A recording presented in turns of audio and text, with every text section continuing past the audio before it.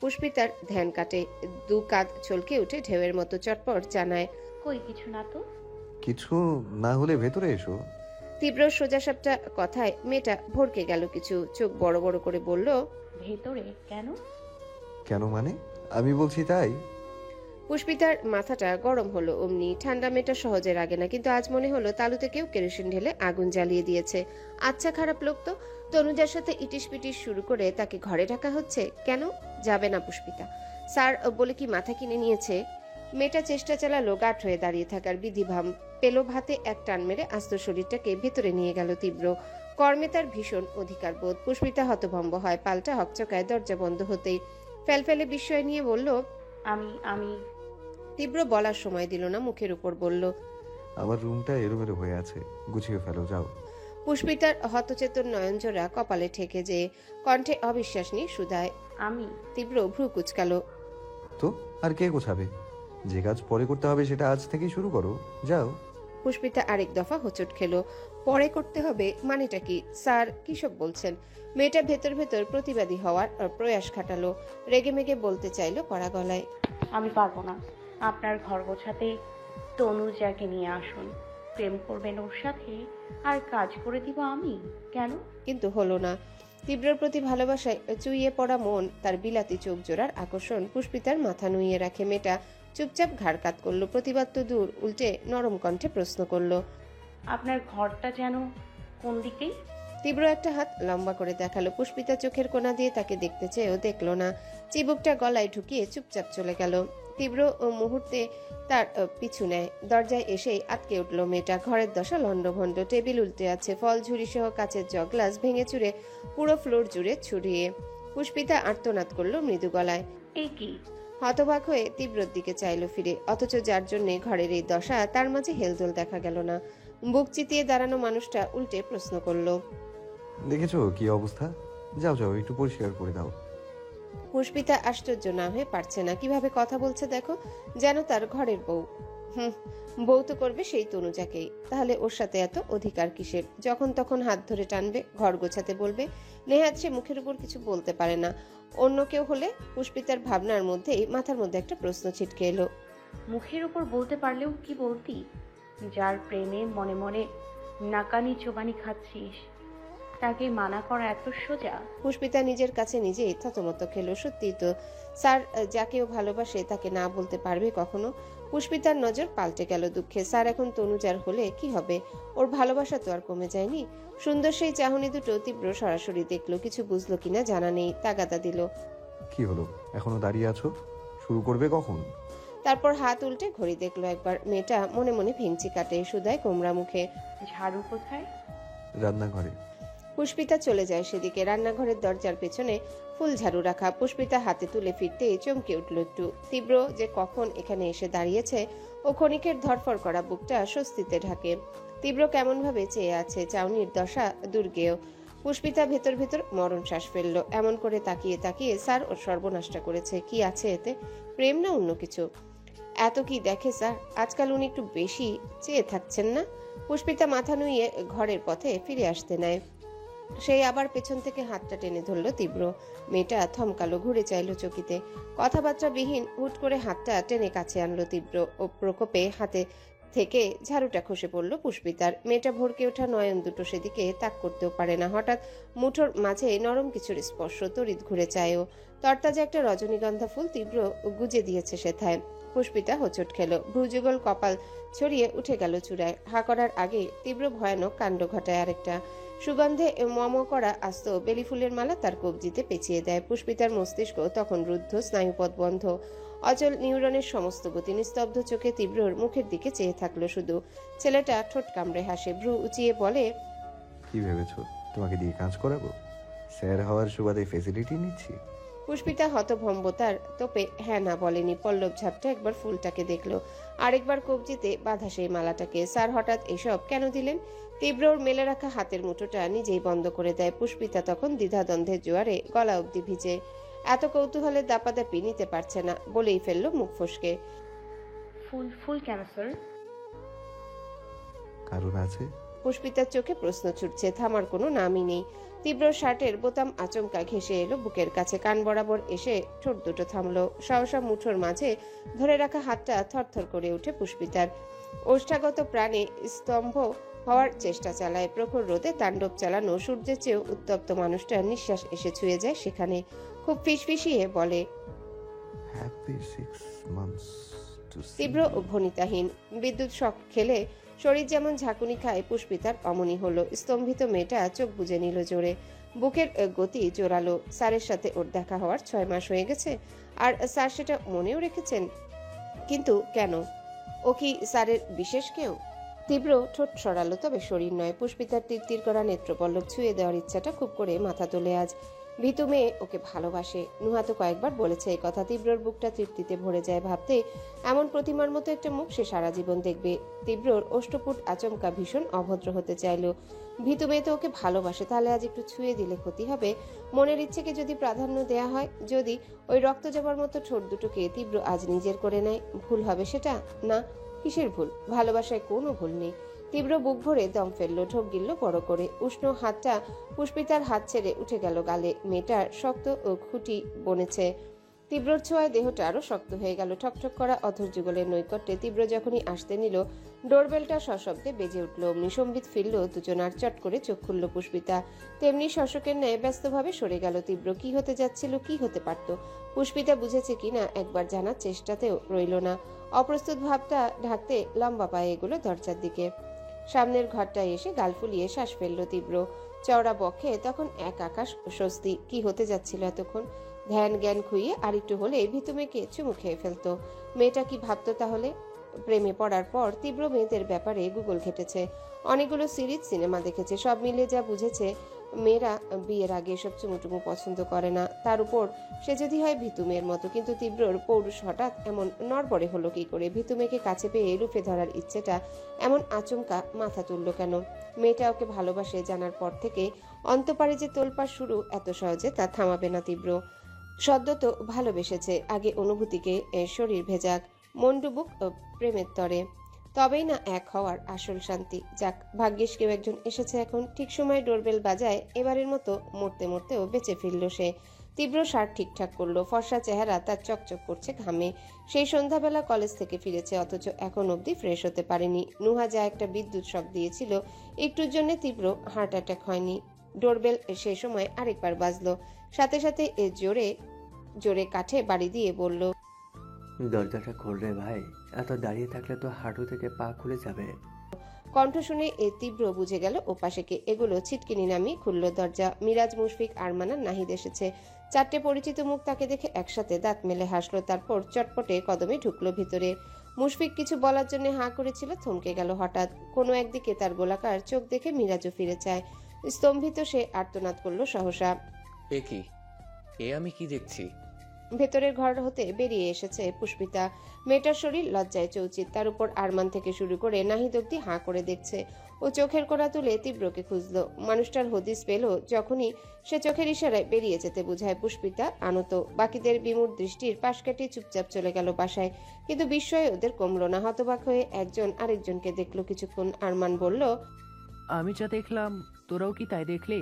সবাই একসাথে মাথা নাড়ে। মুশফিক বলল, দুজন একসাথে এক ঘরে? মিরাজ বলল, বিয়ের আগে ছেলেমেয়েরা আজকাল এসব করছে, এগুলো দেখে আমাদের বাচ্চারা কি শিখবে? সহসা তার মাথায় চড় বসায় আরমান। হাদারাম, বাচ্চা পেলে কই? সরি, আমার তো বিয়েই হয়নি। কিন্তু নিশ্চুপ নাহিদ কপাল চুলকাচ্ছে। তীব্র এই কদিনে এতখানি এগিয়ে গেল, রীতিমতো পুষ্পিতার সাথে ফাঁকা বাসায়। বাহ, ভালোই হয়েছে। নুহা আর ওর কাজ দ্বিগুণ কমে যাবে তাহলে। বন্ধুদের হা হুতাশের মাঝেই ধমক ছুড়ল তীব্র, থামবি না সব কটাকে বাসার বাইরে ফেলে আসবো? ধমক কাজে লাগে। থামলো ওরা, অথচ 2 সেকেন্ডও হলো না, আচমকাই গিয়ে উঠলো একসাথে। বন্ধু আমার রসিয়া খাটের ওপর বসিয়া একখানা গান বানাইছে, ইনিয়া আর বিনিয়া ঘরে মাইয়া আনিয়া এতক্ষণ কি করাইছে, হই হই। একমাত্র বলদের মতো চেয়েছিল নাহিদ। শেষ লাইন গাইতে গাইতে মিরাজ জাপটে ধরে তীব্রকে। সাথে সাথে ঝাড়া মেরে ছাড়িয়ে দেয়। সে ভীষণ রাগে গজগজিয়ে বলে, চুপ, একদম ফাজলামি করবি না আমার সাথে। সবকিছু সেই আগের মতোই শান্ত হয়ে যায়। তারপর হু হা করে হেসে উঠল সবাই। তীব্রর বিফল শ্বাস ছাড়ল, চসূচক শব্দ তুলল জিভে। এখন মনে হচ্ছে এগুলো আরেকটু পরে এলেই ভালো হতো, অন্তত এই বিড়ম্বনায় পড়তে হতো না ওকে। হঠাৎ তীব্রর মাথার মধ্যে অন্য চিন্তা দপদপ করে উঠে, একলহময় কণ্ঠস্বর পাল্টে গেল তাতে। প্রশ্ন করল সোজাসুজি, আমি যে বিট্টু মাস্তান নুহার কাছে, সেটা কে বলেছে? ব্যাস এই এক কথায় সবার হাসি ঠাট্টা হুড়মুড়িয়ে গায়ে। প্রত্যেকে সিরিয়াস চোখে চাইলো, মুখ দেখাদেখি করলো এক পল। মিরাজ শুধায়, মানে? তীব্রর মুখায়ব প্রস্তুত সম। মানেটা তো তোরা বলবি। এই গোটা গাজীপুরে শুধুমাত্র তোরা জানতি আমার আসল পরিচয়। তাহলে নুহার কাছে খবরটা দিল কে? মুশফিক চোখ বড় বড় করে বলল, কি বলিস ভাই, ওই মেয়ে জেনে গেছে তুই কে? হ্যাঁ, শুধু জেনেই বসে থাকেনি, রীতিমতো হুমকি ধমকি দিয়ে আমার খাম ছুটিয়ে দিয়েছিল। কোনো রকমে ম্যানেজ করেছি। আরমান একটু ভেবে বলল, ওর সাথে আমাদের কখনো কথাই হয়নি। যা খাতির সে তো নাহিদের সাথেই দেখে। ওর বলতে দেরি সন্দেহের তীর নাহিদের দিকে টার্ন নিতে 1 মিনিটও দেরি হলো না। এতগুলো চোখের নিশান হয়ে ভড়কে গেল ছেলেটা। দুহাত তুলে বলল, এই না না, আমি কেন বলবো? আমি কিছু বলিনি। মিস নুয়ার সাথে তো আজ সারাদিন আমার দেখাই হয়নি। আমি তো কাল রাত থেকে তোদের সাথে আছি। মুশফিক রেগে রেগে বলল। তবে কি ভূত এসে বলেছে? মিরাজও সমান চোটপাট দেখালো। তুই একমাত্র কথা বলিস মেয়েটার সাথে, বেশ ভাব দুজনের।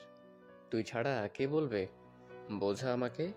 কথার সাথে আরমান মাথা নাড়ল দুবার ও বোঝালো সেও সহমত। সবার মাঝে নাহিদ অসহায় হয়ে পড়ল, করুণ গলায় বলল, বিশ্বাস কর বিট্টু, সত্যি কিছু জানি না আমি।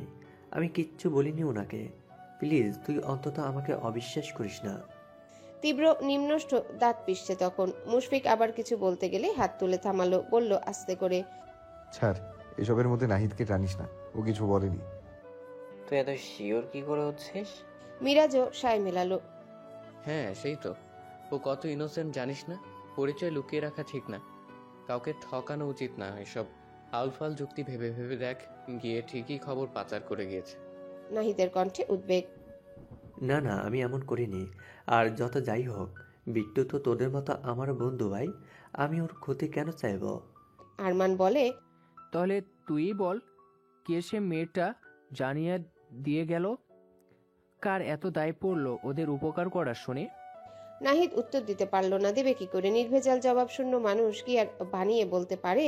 তখনই কড়া কণ্ঠে গর্জে উঠল তীব্র, চুপ কর। যেটা নিজেরাও জানিস না সেটা অন্যের ওপর চাপিয়ে দিচ্ছিস কেন? নাহিদকে তোদের থেকেও ভালো আমি চিনি। আমি চিনি ওকে। একবার বললাম না, ও বলেনি, ব্যাস। এ নিয়ে আর একটাও কথা না। ছলছল চোখে দাঁড়িয়ে থাকা নাহিদের ভেতরটা অব্দি জুড়িয়ে গেল এবার। তীব্রর ওর প্রতি এত বিশ্বাস, এত আস্থা, কই আগে তো কোনোদিনও বলেনি। তিনজন তখন মুখ গোজ করে দাঁড়িয়ে। অন্যদিকে মহা দুশ্চিন্তায় পড়েছে তীব্র। নুহার কাছে তার গোপন কথা যে ওর বন্ধুরা কেউ বলেনি সেটাও জানে, কিন্তু বললটাকে? যেই বলুক সে নিশ্চয়ই ওর শত্রু, যে চায় না পুষ্পিতা ওর হোক। পুষ্পিতার কথা তুলতেই তীব্রর মস্তিষ্কে জেঁকে উঠল যে নাম, নিজেই চমকে গেল তাতে। সাফিন? ও বলেছে কিছু? না না, সাফিন কি করে বলবে? তীব্র মাথা নাড়ল দুপাশে, কিন্তু কোনো ক্লুই তো নেই। ছেলেটা হতাশ ভঙ্গিতে ডিভানে বসে পড়ল। বন্ধুরা তার চেহারা দেখে উদ্বিগ্ন হয়, নিজেরাও চিন্তায় পড়ল। রুম জুড়ে এলোমেলো পাইচারি শুরু করলো সবাই। শুধু এক কোণায় দাঁড়িয়েছিল নাহিদ, ওর মাথাতেই একই ভাবনা, কে বলল কে বলল। তারপর চট করে নাহিদের মনে পড়ে গেল জামশেদের কথা। ভদ্রলোক এখানে আসার ব্যাপারটা বলতে বারণ করায় নাহিদ সত্যি কাউকে জানায়নি। কিন্তু তীব্রর অবস্থা দেখে আর চুপ থাকতে পারল না। তৎপর কাছে এসে বলল, বিট্টু, একটা কথা বলা হয়নি তোকে। আজ সকালে না আঙ্কেল এসেছিলেন এখানে। তীব্র ভ্রু কুচকায়। কোন আঙ্কেল? জামশেদ আঙ্কেল। চমকে উঠল, তড়াক করে উঠে দাঁড়ালো। অমনি বিস্মিত হয়ে বলল, কি? কেন? নাহিদ জিভে ঠোঁট ভিজিয়ে বলে, তা জানি না, আসলে আমাকে কিছুই বলেনি। তুই তো আজ তাড়াতাড়ি বের হয়ে গিয়েছিলি। আঙ্কেল তার পরপরই এসেছিলেন। আরমান সতর্ক কণ্ঠে বলে, ওই যখন আমাকে দরজা খুলতে বলেছিলি, কিন্তু তুই যে বললি পেপারওয়ালা। নাহিদ নিভে যায় এবেলা, মিনমিন করে জানায়। আসলে আঙ্কেল মানা করেছিলেন বলতে। ফুঁসে উঠল সে। মানা করলেন আর তুইও চেপে গেলি? ওয়াও! তো কি করব আমি? মুরব্বী মানুষের কথা অমান্য করব? ওর কথা স্যার। আচ্ছা বিট্টু, তোর কি মনে হয় আঙ্কেল হঠাৎ এখানে কেন? তীব্র ভাবুক, একটু চুপ থেকে বলল, যে জন্যই আসুক, কাজটা যে মন্ত্রীমশাই ঘটিয়ে গেছে তাতে কোনো সন্দেহ নেই। নাহিদ শুরু থেকে সবটা মুশফিক বলতো। বলল। নাহিদ একটু নড়ে চড়ে দাঁড়ালো। সকালের সব কথা ঝরঝর করে বলতেই তীব্রর গুলিয়ে গেল পুরোটা। ঠোঁট কামড়ে ডুব দিল বিভ্রমের স্রোতে। এই মন্ত্রীমশাই হঠাৎ এখানে এলো কেন, কি দেখতে? উত্তর না পেলেও মেজাজটাই বিগড়ে গেল ছেলেটার। জীবনে তো একটা ভালো কাজে ওকে সাহায্য করলো না। প্রথমবার যে তীব্র একটা প্রেমের মিশনে নেমেছে সেটাতেও বাগড়া দিতে যাচ্ছিল। এই জন্যই সরকার দেশের মানুষের এত গালি খায়। এরা যে এত বেশি বোঝে কেন, এ নিয়ে তো এখন কোনো প্রশ্ন করাও যাবে না। ভদ্রলোকের শিরায় শিরায় রাজনীতি সঙ্গে সঙ্গে ধরে ফেলবে তাহলে। পুষ্পিতার সাথে কাটানো ভালো মেজাজটা তীব্রর তলানিতে এখন। তুঙ্গে ওঠা রাগ কোথায় উগড়ে দেবে বুঝলো না। সামনে পড়ল ডিভানের কাঠের পায়া। তুরন্ত ধুর বলে লাথি মারল সেখানে। পরের দিন ক্লাসের কাছাকাছি এসেই দাঁড়িয়ে গেল তীব্র। ভেতরে ঢুকবে কি ঢুকবে না দ্বিধাদ্বন্দ্ব বেঁধে গেল সে নিয়ে।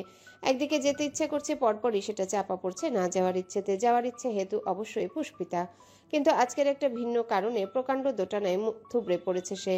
গতকাল যে মেয়ে ফুল দিতে অফিস রুমে এসেছিল সেও তো একই ক্লাসের, যদিও নাম জানে না তীব্র, কিন্তু ভীতু মেয়ের সাথে বেশ কয়েকবার দেখেছে। আর আজকের এই দোটানার কারণ সেই মেয়ে। এমন ফালতু মুসিবতে তীব্র কোনোদিনও পড়েনি। জীবনে প্রথম তাকে কোনো মেয়ে প্রেমের প্রস্তাব দিতে এসেছিল। বাড্ডাতে তো মেয়েরা চোখ তুলেও দেখার সাহস পায়নি, সেটাই ভালো ছিল। এই সার ড্রামা করার পর থেকেই তার সাথে যত হাবিজাবি ঘটছে। সব থেকে বড় কথা, তীব্রর এখন ওই মেয়ের দিকে তাকাতেও অস্বস্তি হবে না। ডাক্তারি কিন্তু না গিয়েও উপায় নেই। সব মনোদ্বিধার অবসান ঘটিয়ে বাধ্য হয়ে ক্লাসে ঢুকলো সে। প্রতিদিনকার একই রুটিন। শিক্ষার্থীরা উঠে দাঁড়াবে, সালাম ঠুকবে। তীব্র ডানে বামে নাচে বলবে। বসো। আগের ক্লাসটা রহমত স্যারের ছিল। প্রতিদিন হোয়াইট বোর্ডের যা লেখেন অমনি পড়ে থাকে।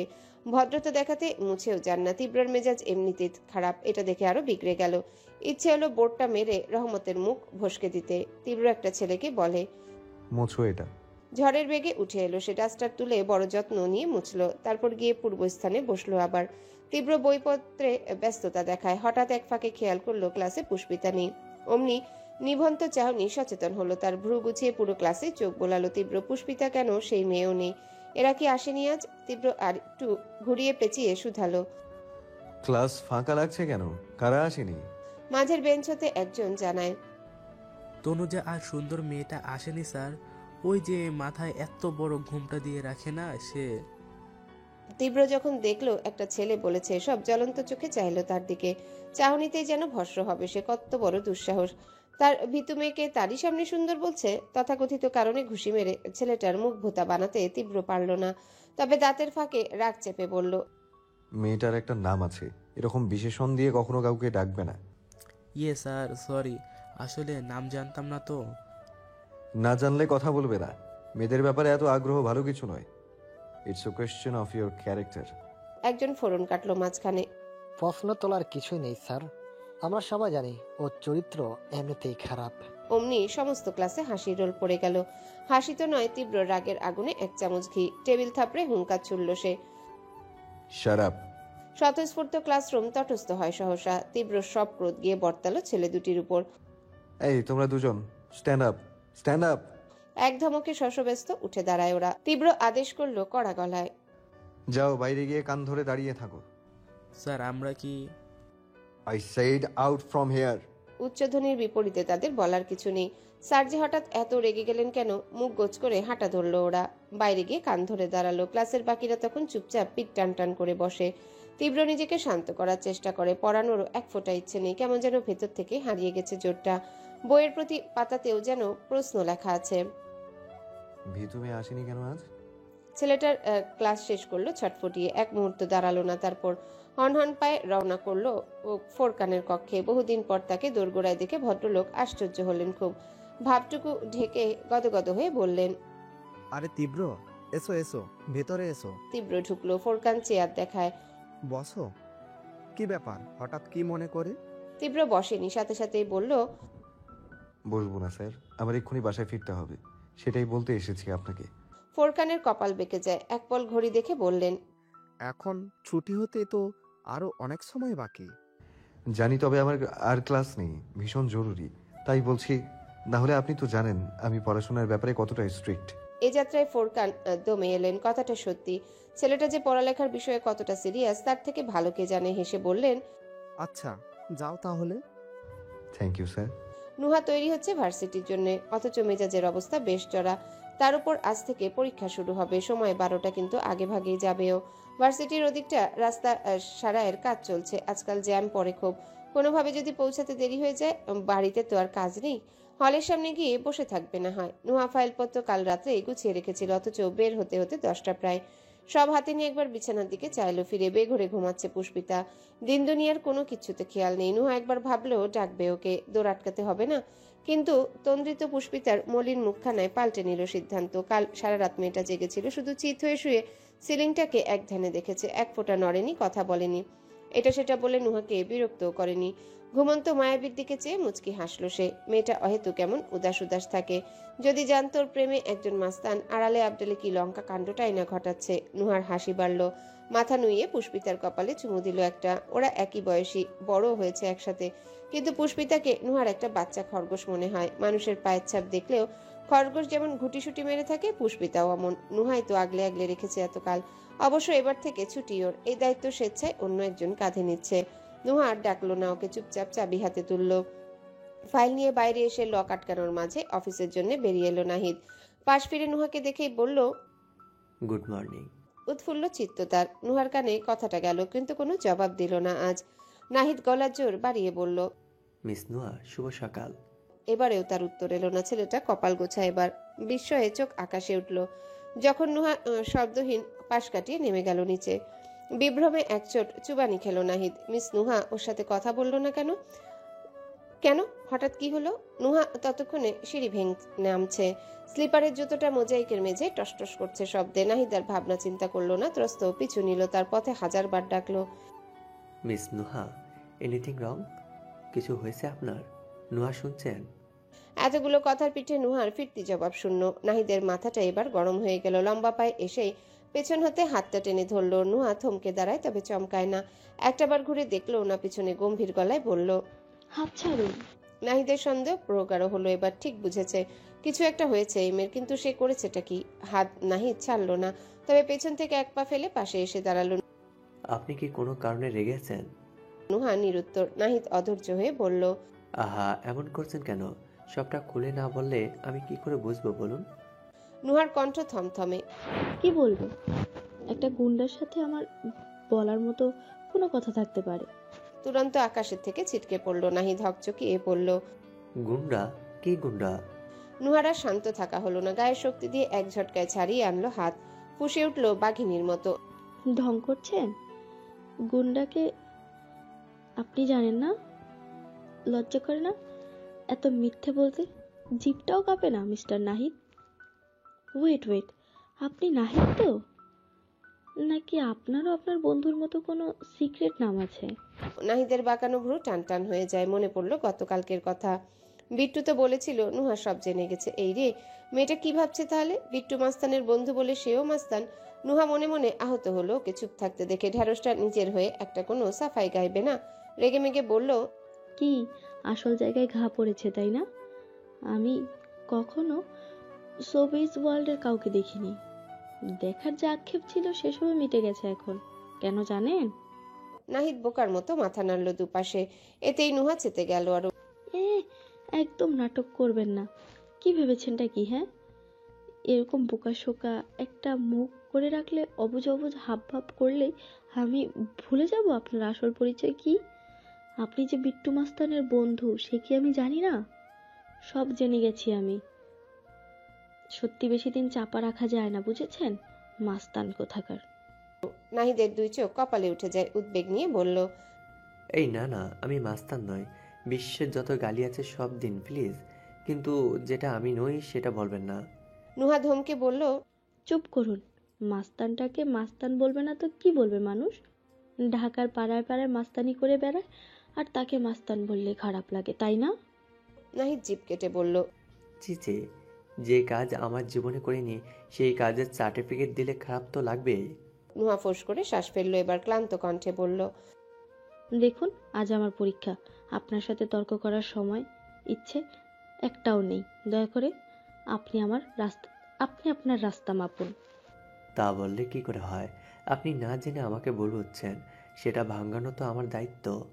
নুহা কড়া কণ্ঠে বলল, ভুল বুঝছি? আপনার কি আমার ধারণা শক্তিকে এতটা ঠুনকো মনে হয়? আমি না জেনে শুনে কথা বলার মানুষ নই। আপনার সাথে কথা বলতে চাইছি না মানে চাইছি না। নাহিদ নাছোড়বান্দা পাল্টা যুক্তি দিল। দেখুন মিস নুহা, আপনার চিন্তা ভাবনা ঠুনকো কিনা জানি না, তবে আমি মনে করি আমাদের সম্পর্কটা ঠুনকো নয়। আপনি কথা বলবেন না বললে আমি চলে যাব? কখনো না। নুহা আশ্চর্য চোখে চাইল। কি বলল লোকটা? আমাদের সম্পর্ক? অত ক্ষোভের মাঝেও এই একটা কথায় নুহার বুক ধুকধুক করে ওঠে। ঝগড়ার বানে ফুঁসতে থাকা জিহবাটা মুখ গহ্বরে নেতিয়ে যেতে চায়, তখন হুট করে ওর হাতটা মুঠোয় ধরল নাহিদ। একই স্পর্শ। নাহিদ আগেও হাত ধরেছে, অথচ এত ছলকে উঠল মেয়েটা। মুখ তুলতেই নাহিদের নিভন্ত চোখে দৃষ্টি মিলে গেল। থতমত ভাবটা ঢাকতে চেয়েও ব্যর্থ হলো নুহা। অপ্রস্তুত ছাপ বেশ চওড়া করে প্রলেপ তুলল মুখে। তবে নাহিদের এসবে মন নেই। সে নিজের মতো কথা ভাবছে। বড্ড নরম আর কাতর সেই স্বর। প্লিজ একটু শান্ত হয়ে আমার কথাটা শুনুন। দেখুন, আমি সত্যি মাস্তান নই। হ্যাঁ, আপনি একদম ঠিক জানেন বিট্টু আমার বন্ধু। ইনফ্যাক্ট আজ আমি বলবো ও আমার জীবনের সব থেকে ভালো বন্ধু হয়ে উঠেছে, যে আমাকে এক কথা বিশ্বাস করে, ভরসা করে। কিন্তু তার মানে এই নয় যে আমি মাস্তান। বিট্টু মাস্তান থাকাকালীন আমি ওর সাথে মিশেছি, আড্ডা দিয়েছি, কিন্তু কোনোদিনও একটা লাঠি অবধি হাতে ধরে দেখিনি। ছুরি কাছে তো অনেক বিশাল ব্যাপার। আপনার বিশ্বাস না হলে বিট্টুকে জিজ্ঞেস করতে পারেন। তাও এভাবে আমাকে ভুল বুঝবেন না নুহা। আমার সত্যিই তাহলে ভীষণ কষ্ট হবে। আপনার সাথে আমার এই বন্ধুত্বের সম্পর্কটাও আমি বড্ড মনে গেঁথে নিয়েছি। এটাকে একটা ভিত্তিহীন বিষয়ের জের ধরে নষ্ট করে দেবেন না, অনুরোধ করছি আপনাকে। নুহার মন গড়ল কি না কে জানে, তবে মেয়েটা বিমূঢ় হয়ে রইল। মুখ নয়নজোড়া আচমকায় টলটল করছে জলে, ঠোঁট দুটোতে তীব্র কম্পন। একবার নাহিদের ধরা হাত, আরেকবারও নিষ্পাপ মুখখানা দেখল সে। সাথে মনে হলো তার বুকের কোষগুলো কাঁপছে। প্রচন্ড উত্তাল ঢেউ এলো একটা স্থির নৌকা যেমন দুলে দুলে উঠে, অমন করে অলিন্দের চারিপাশ ছলকে উঠছে কিছুতে। এই অনুভূতি ভিন্ন, যা নুহার আগে কখনো হয়নি। পিঠের হাড় থেকে বক্ষের মাঝখান সবেতে একটা দুধসাদা গলগলে স্রোত। পুষ্পিতা সেদিন বলেছিল না, তীব্র স্যারের প্রেমে পড়ে ওর এমন কিছু হচ্ছে। তবে কি আমিও? নুহার বুকটা ছ্যাদ করে উঠল, চমকে চাইল নাহিদের দিকে। সেই দৃষ্টিতে নাহিদের সব গুলিয়ে যায়। বোকা ছেলে ভাবলো ও এখনো রেগে, পরিতাপে একাকার হয়ে বলল, আচ্ছা বুঝেছি, এসব আপনাকে আগে জানাইনি বলে আপনার খারাপ লেগেছে। কি করে জানাবো বলুন? বিট্টুর টপ সিক্রেট এটা। বন্ধু হয়ে বন্ধুর সিক্রেট কারো কাছে বলে দেওয়া যায়? আপনারও তো বেস্ট ফ্রেন্ড আছে, আপনি নিশ্চয়ই বুঝবেন। বাট তাও সরি, আপনার রাগ কমানোর জন্য হলো সরি বলছি আমি। এই দেখুন, কানও ধরছি। একটা হাত তুলে বাম কানে লতি ছিল নাহিদ। নুহা তখনও মূর্তি। ঠকঠক করা হাতে কোনো রকমে মুখের ঘাম মুছল। হঠাৎ কেমন শরীর খারাপ করছে, গা গুলাচ্ছে, মাথা ঘুরছে। কাপা কাপা গলায় বলল, পানি, পানি খাবো। তীব্র জিপটা আজ ঠিক বাড়ির সামনে রেখেছে। ড্যাশবোর্ডে চাবি ঘুরিয়ে এসে ত্রস্ত বেগে নামলো। গেট দিয়ে ঢুকতে নিবে হঠাৎ চোখ পড়ল অন্য কোথাও। একবার বেখেয়ালে চেয়েও আবারও চটক কাটার ন্যায় ঘুরে চাইল তীব্র। হাত দুয়েক দূরের ওই চায়ের দোকানটায় টুলে বসে আছে নুহা। নাহিদ পাশেই দাঁড়িয়ে, তবে কাজে বহাল সে। বোতল কাত করে মুঠোতে জল ঢেলে ঢেলে লাগাতার মেয়েটার মাথায় দিয়ে যাচ্ছে। বিষয়টা তীব্রর খটকা লাগে। এদের হঠাৎ এই অবস্থা কেন? কৌতূহলে টিকতে না পেরে এগিয়ে গেল সে। নাহিদ তখন নুহাকে নিয়ে ব্যস্ত, চিত্তে তার দিশেহারা ভাব। এই তো একটু আগে মেয়েটা সুস্থ সবল ছিল, কেমন ফটর ফটর করে ঝগড়া করছিল ওর সাথে। হঠাৎ এমন হলো কেন? উদ্বিগ্ন সে এই নিয়ে হাজারবার শুধালো। আপনি ঠিক আছেন এখন? একটু কি বেটার লাগছে? বরাবরের মতো নুহা কিছু বলল না, কিংবা চেয়েও বলতে পারছে না। নাহিদ নিজেই বলল, এখন কি মাথা ঘুরছে নুহা? নুহার মনে হলো শুধু মাথা নয়, আস্ত দুনিয়াটাই ভো ভো করছে সামনে। কি সর্বনাশ! হায় আল্লাহ, শেষে কিনা এই ঢ্যাঁড়সের প্রেমে পড়লো সে। ছি, দেশে কি আর ছেলে নেই? বিড়ালের মতো ম্যামো করা পুরুষ যে নুহার দু চোখের বিষ। সেই নুহার বর হবে এই নাহিদের মতোই ক্যাবলা ছেলেটা। নিজের ভাবনায় নুহা নিজেই হতভম্ব। তোর সামলাতে রীতিমতো হেঁচকি উঠে গেল। নাহিদ আরো উত্তেজিত হয়। কি হয়েছে, ঠিক আছেন?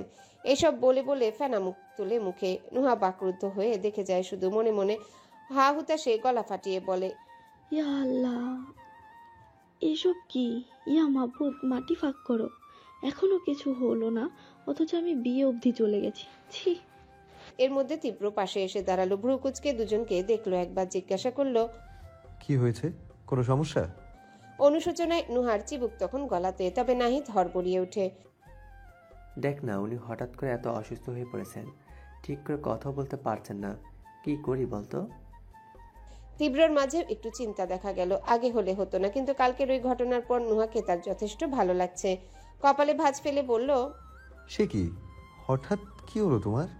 নুহা তীব্রর বেলায় আর চুপ থাকতে পারেনি, ছোট করে বলল, একটু মাথা ঘুরছে স্যার। আমি বরং ডাক্তারকে একটা ফোন করি।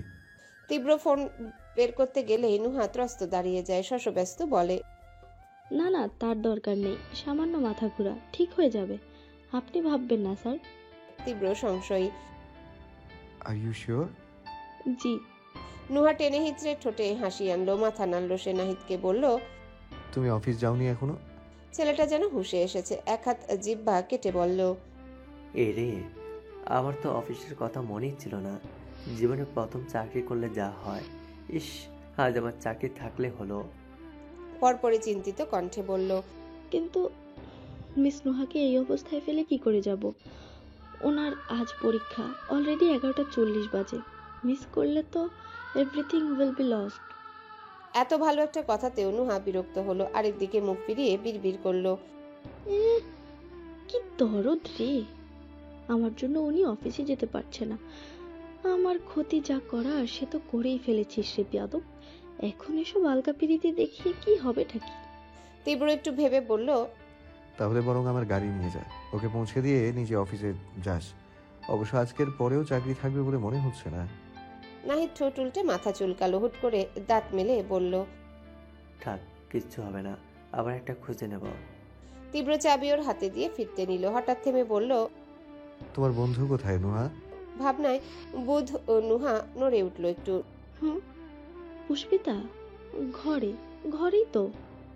ঘরে? তাহলে কলেজ যায়নি কেন? নুহা দুদিকে মাথা নাড়ে। বেশ, আমিই দেখছি। তীব্র যেতে নিলেই বলল, স্যার, আমি তো ঘর বাইরে থেকে লাগিয়ে এসেছি, চাবি আমার কাছে। ওকে চাবিটা দাও। নুহা একটু ইতস্তত করলো। পুষ্পিতা বাড়িতে একা, তীব্র শত হলেও পুরুষ মানুষ, এভাবে বিশ্বাস করা কি ঠিক হবে? তার মুখাবয়ব দেখে তীব্র বুঝে নিল ব্যাপারটা। তখন ভনিতাহীন, এত ভয় পাওয়ার কিছু হয়নি। তোমার বন্ধু যদি পৃথিবীর একটা মানুষের কাছে সেফ থাকে, সেটা আমি। তীব্রর গলা স্বর স্থির, অভঙ্গুর তার চিবুকের গড়ন। নুহা না চাইতেও মিয়ে এলো প্রেমিকের ওই অস্বস্তির কাছে। হাজারটা টানাপোড়ান মনে রইলেও ব্যাগ থেকে চাবির গোছা বের করে ঠিকই হাতে দিল ওর। তীব্র উল্কার মতো প্রস্থান নয়, সেদিকে চেয়ে দীর্ঘশ্বাস ফেলে মেয়েটা। প্রেমে মজে এক বিট্টু মাস্তান সৃষ্টে নিবিষ্ট সার বনে গেছে। আচ্ছা, যদি সত্যিই নুহাও প্রেমে পড়ে, তাহলে কি হবে? ও সন্ন্যাসী? খোরশেদুলকে হাসপাতাল থেকে রিলিজ দেওয়া হয়েছে। কে বা কারা মেরেছে কিচ্ছু জানা না গেলেও কেস পুলিশের আওতাধীনে এখন। তারা নিজেদের মতো হাসপাতালে এসে জিজ্ঞাসাবাদ করে গেলেন। সরকারি অফিস ভবনের সামনে একজন লোককে দিনে দুপুরে মেরে মানুষ হাসপাতালে পাঠালো, এসব তো ভালো কথা নয়। জানমালের নিরাপত্তার প্রশ্ন। খোরশেদুল মারাত্মক আহত হয়েছেন, বাম হাতের রেডিয়াস ভেঙে গলায় চলেছে। সারতে কমসে কম মাস চারেক তো লাগবেই। হঠাৎ থেকে কি ঘটে গেল ভদ্রলোক নিজেও বুঝতে পারছেন না। তার তো কারোর সাথে বিরোধও নেই, আর না আছে লড়াই। হ্যাঁ, মামুন শাহ ভেতরে ভেতরে ছাই চাপা আগুনের মতো ফুঁসছেন। আজ 2 মাস যাবৎ বাসার ভাড়া তুলছেন না তিনি। কেন, কি জন্যে কিচ্ছু বলছেনও না। খোরশেদ দিতে গেলেও জোর করে ফিরিয়ে দিয়েছেন, কিন্তু এতে তো ওনার কোনো হাত নেই। তবে খোরশেদের ধারণা সেই যে বিট্টু মাস্তান হুমকি দিয়ে গেল, সেজন্যই এমন করছে। আচ্ছা, কি ভাবছেন মামুন শাহ? বিট্টুকে তিনিই ভাড়া করে এনেছেন, তারপর ভাড়া থেকে বাঁচতে নাটক সাজিয়েছেন এভাবে? সেই রাগ থেকে লোক দিয়ে মার খাওয়াননি তো? যারা এসেছিল ওদের তো ভাড়াটে গুন্ডাই লেগেছে, যেমন ফুলকি তোলা বন্যির মতন। হঠাৎ চিন্তাটা এসেছিল মাথায়, অমন করে নিভে গেল আবার। না না না, তা কি করে হয়? ভদ্রলোক যেমন তেমন হলেও নিশ্চয় এতটা নিচে নামবেন না। কিন্তু প্রশ্ন তো রয়েই যাচ্ছে, ছেলেগুলোকে খোরশেদ এর আগে কোনোদিনও দেখেনি, তাহলে হুট করে কারো কথা ছাড়া, কোনো কারণ ছাড়া ওনাকে এভাবে প্রহার করবে কেন? সব থেকে বেশি রাগ ঝেড়েছে হাতের উপর। খোরশেদ যেন এই হাত দিয়ে পাপের রাজত্ব বানিয়েছিল, এমনভাবে মেরেছে।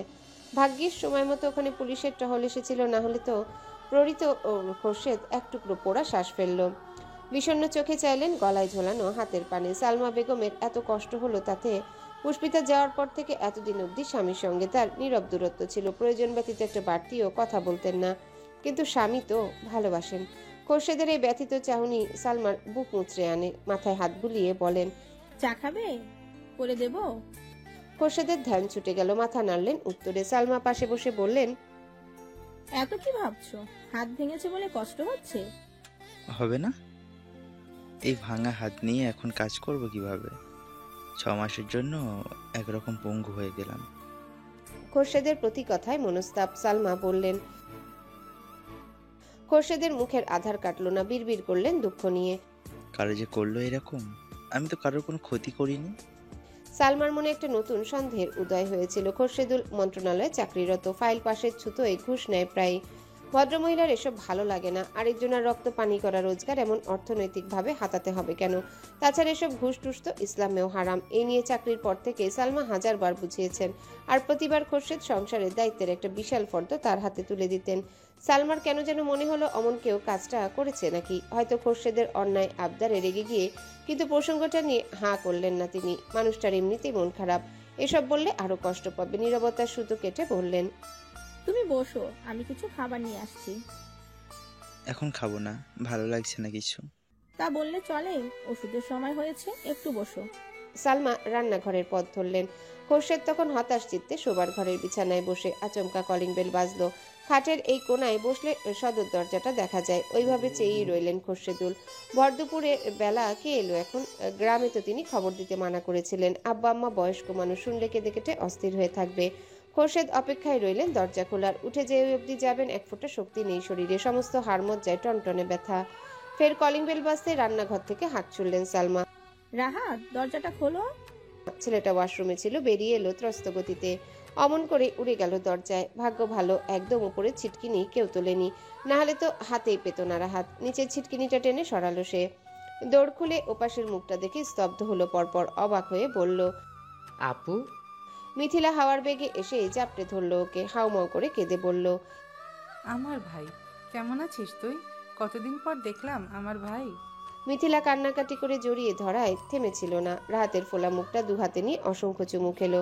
কিশোর তখনও হতবাক, চেয়ে বোনের চটচটে অশ্রুতে চেহারা ভিজে গেছে। ঘর থেকে মেয়েকে স্পষ্ট দেখতে পেয়েছেন খোরশেদ। স্তম্ভিত চেঁচালেন, মিথিলা, মিথিলা এসেছে? ঘড়িতে তখন 12টা ছুঁই ছুঁই ভাব। জীবনে প্রথমবার এত বেলা করে ঘুমিয়েছে পুষ্পিতা। ঘুমাবে না?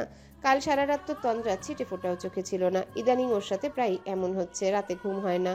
মাথার কোষগুলো তীব্রর জন্য ছটফটিয়ে বেড়ায়। আজকের সকালেও প্রতিদিনকার মতো। বাইরে কড়া রোদ, অন্যান্য দিনে সেই সহজ সুন্দর নির্মল হাওয়া বইছে। তবে এসব সৌন্দর্যে পুষ্পিতার কিছুই যায় এলো না। তার বুকের ভেতরটা সহ দুঃখ চৌচির। যবে থেকে স্যারের প্রেমে পড়েছে টের পেয়েছে এই অনুভূতি। তবে থেকেই পুষ্পিতার জীবনের সমস্ত স্বস্তি শেষ। অবশ্য স্বস্তিটাই বা কবে ছিল? নুহাদের সাথে থাকার পর থেকে যা একটু শান্তিতে দিন কাটতো, প্রকৃতির হয়তো সেটাও সহ্য হয়নি। ঠিকই স্যারের প্রেমে পড়িয়ে সব কেড়ে নিয়েছে ওর থেকে। না, প্রেম নয়, পুষ্পিতা স্যারকে ভালোবাসে। অল্প কদিনে এই ভালোবাসা এত প্রগাঢ় হয়েছে, দিন রাত দাউ দাউ করা অনলে বুক পুড়ছে তার। আর সেই আগুনে স্যারের এক একটি কাজ হলো ঘিয়ের মতো। কাল স্যার অমন করে ফুল হাতে দিলেন যখন, পুষ্পিতার সাজানো পৃথিবীটা আবার আউলে গেল। তারপর স্যার অত কাছে এসে গালে হাত রাখলেন। ভাবতেই পুষ্পিতার শ্বাস আটকে আসে। স্যার কাছে এসেছিলেন কেন? কি করতে চাইছিলেন? মেয়েটা নেতিবাচক কিছু ভাবতে চেয়েও পারল না। সুদর্শন তীব্রর পাশে কুকথাবার্তাকে বসাতে পারে না, হয়তো পারবেও না কখনো। যাকে ভালোবাসে তাকে নিয়ে খারাপ কিছু মাথায় আনা যায়? স্যার যে চিন্তা করে ফুল দিক পুষ্পিতা, ওই ফুল আর ফুলের মালা যত্ন রেখে দিয়েছে। শুকিয়ে চিমসে গেলেও ফেলবে না। যখন স্যার আর তনুজার বাবু হবে, ওদের দেখিয়ে বলবে, দেখো তোমার বাবার আমাকে দেওয়া প্রথম উপহার। আহ, স্যার আর তনুজার বাবু ভাবতেই পুষ্পিতার বুক মোচড় দেয়। এই জীবনে দুঃখ কি তার কম ছিল? তীব্র নামক আরেকটা দীর্ঘ দুঃখ কপালে উড়ে এলো যে।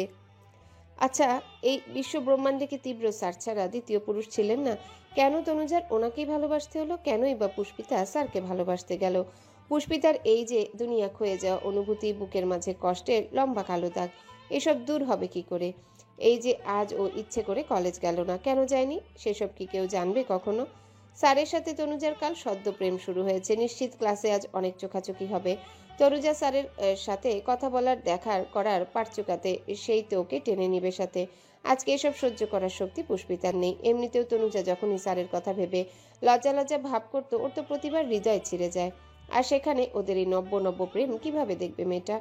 ভাবুক পুষ্পিতা হাস্যোজ্জ্বল আকাশ দেখলো বিষাদ নিয়ে। কিন্তু কদিন পালিয়ে বাঁচবে এসব থেকে? এই পরিস্থিতির মুখোমুখি এক না একদিন তো হতেই হবে। পুষ্পিতা দীর্ঘশ্বাস গিলে নিল। ফিরে এলো ওয়াশরুমে। উদাস চিত্তে টুথব্রাশে পেস্ট ঘষছিল যখন আচমকা কারো পায়ের আওয়াজ এলো কানে। দরজা আটকানোর শব্দটাও পরিষ্কার, সাথে চাবির গোছার টুংটাং ধ্বনি। পুষ্পিতা ধরেই নিল নুহা এসেছে। কিন্তু ওর তো এখন আসার কথা না। একটু আগে দেখলো 12টা বাজে। নুহার পরীক্ষাই তো 12টায়। কে এলো তবে? উৎসুকে ত্রস্ত ওয়াশরুম থেকে বেরিয়ে এলো সে। গায়ে ওড়না নেই, আলুথালু চুল, ফোলা মৃগনয়নে এক চোট নিদ্রা। পরনের কামিজের দশা গোডাউনে জমে থাকা কাপড়ের মতো। এই অবস্থায় ঘরে পা রেখে চমকে উঠল মেয়েটা। তীব্র দাঁড়িয়ে আছে। লম্বা চওড়া পুরুষের এতটা মুখোমুখি হওয়ার প্রস্তুতি পুষ্পিতা ছিল না। অপ্রতিভে জাতাকলে তরুণী হকচকিয়ে উঠে ঠোঁট ফুঁড়ে বেরিয়ে এলো। স্যার, পুষ্পিতা মস্তিষ্ক তখনও সজাগ, স্নায়ুরা বার্তা দিল রাতারাতি। ওরে মেয়ে, তোর গায়ে ওড়না নেই। তুরন্ত পুষ্পিতার বুকখানা ধক করে উঠে, খড়খড়ে কাঠের মতো শুকিয়ে যায় মুখ। মাটিতে পদযুগল গ্লুয়ের মতো আটকে গেছে বোধহয়, না হলে নড়তে পারছে না কেন পুষ্পিতা। কিন্তু এই বিস্ময়, এই কুণ্ঠার কোনো দায় তীব্র নিল না। লম্বা পায়ে কাছে এসে বলল, এই মেয়ে, কলেজে যাওনি কেন? পুষ্পিতার সব প্যাচ বেঁধে গেল। স্যার ঘরে কিভাবে এলেন? চাবি পেলেন কোথায়? নুহা তো লক দিয়ে গেল। সব থেকে বড় কথা, ওন্না ছাড়া একটা পুরুষের সামনে দাঁড়িয়ে আছে সে। হায় আল্লাহ, হায় হায়। পুষ্পিতা জবাবের থেকে পালিয়ে যাওয়াকে সহজ ভেবে নিল। পেছনে তো ওয়াশরুম, ওটার মধ্যে গিয়ে দৌড় আটকে দিলেই হবে। তড়িঘড়ি করে ছুটতে নিল সহসা। অমনি কোনুই টেনে ধরল তীব্র। পুষ্পিতার মুখ ফ্যাকাশে হয়ে যায়। তীব্র গড়গড়িয়ে প্রশ্ন ছুড়ে, কি ব্যাপার? একটা প্রশ্ন করেছি আমি, শোনোনি? কলেজে কেন গেলে না? পুষ্পিতা লজ্জায় চোখ খিচে রেখেছে, হাঁসফাঁস করে বলল, মানে আমি আসলে স্যার কোনো কথাই তীব্র স্পষ্ট শুনতে পেল না। পাবে কি করে? কুণ্ঠার বেরিতে মেয়ের কণ্ঠনালীয় পেঁচানো, বরং পুষ্পিতার গট হয়ে দাঁড়িয়ে থাকায় আরো সন্দিহান হলো। তর্জন দিল পুরু কণ্ঠে, কি ব্যাপার? আমি কথা বলছি তো, এদিকে তাকাও। আচ্ছা, অভদ্র তো তুমি। কি হলো? তাকাও এদিকে। পুষ্পিতা উপায়হীন, অসহায়। তীব্রর হাতে টান বসাতে অবহেলার মতন ঘুরল সে। নেত্রপল্লব চোখের শ্বেতমণ্ডলে ঢুকে যেতে চাইছে। এক প্রস্থ গুটিয়ে এসেছে শরীরটা, ওইভাবেই যেন ঢাকতে চাইছে ওড়নাবিহীন বক্ষভাগ। চিবুক ঠেকেছে গলার খাঁজে। কপাল কুঁচকে থাকা তীব্রর এতক্ষণে খেয়াল পড়ল সবেতে। কিন্তু যতটা নেতি আছে পুষ্পিতা, তার তীব্রর মাঝে প্রভাবই পড়ল না। মুখাভাবে তার একই রকম ঠাটবাটের রাজত্ব। কেমন ছুঁড়ে ছুঁড়ে বলল, এত লজ্জা পাচ্ছ কেন? এসব ওর না তোর না, ওয়ার এভার, এগুলো দিয়ে আমার মাথা ব্যথা নেই। একটা সময় পর আমার সামনে তোমাকে এর থেকে অনেক বাজে অবস্থায় থাকতে হবে। So leave it. এখন যা জিজ্ঞেস করছি তার উত্তর দাও। পুষ্পিতা কিংকর্তব্য বিমূঢ়। হা হলো পুরন্ত দুই ঠোঁট। স্যার এটা কি বললেন? আবছা ইঙ্গিত ঝাপসা রূপে বুঝতে মেয়েটার প্রাণ টপকে গলায় চলে আসে। গোটা দুনিয়া চোখের সামনে চক্কর কাটে দুবার। নুহার যেমন অবস্থা হয়েছে বাইরে, পুষ্পিতারও অমন হলো। একই রকম আই ঢাই করে বলল, পানি খাবো। হ্যালো বন্ধুরা, পরবর্তী পার্ট খুব তাড়াতাড়ি আসবে, তো সবাই অপেক্ষায় থাকো। আর চ্যানেলটি যারা এখনো সাবস্ক্রাইব করোনি, তারা পরবর্তী পার্ট দেখার জন্য চ্যানেলটি সাবস্ক্রাইব করে রেখো। ধন্যবাদ সবাইকে, আমাদের সাথেই থেকো।